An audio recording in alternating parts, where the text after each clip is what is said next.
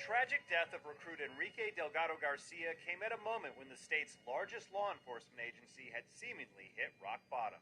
The timing of this incident with Enrique's death could not come at a worse time for the Massachusetts State Police.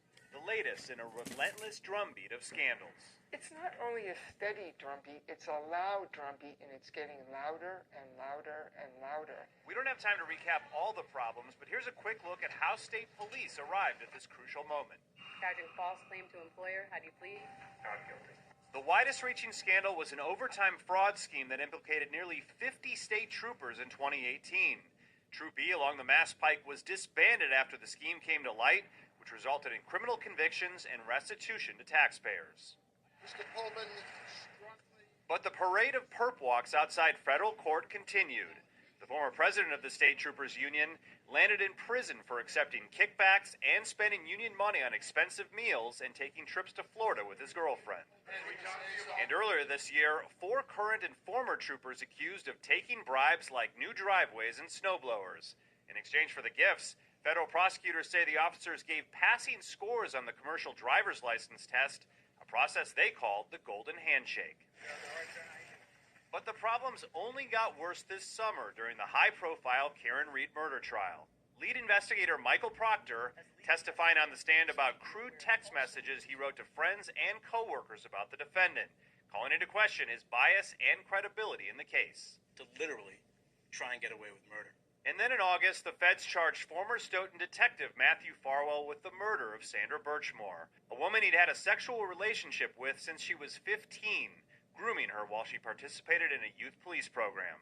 State police had previously investigated her death and determined it was a suicide, despite Farwell being the last person to see her alive, and Birchmore allegedly telling the married police officer she was pregnant with his child. The negative headlines culminated in September with the inexplicable death of recruit Delgado Garcia after a training exercise at the State Police Academy. I myself have more questions than I actually have answers. What do you think the lasting impact was on public perception?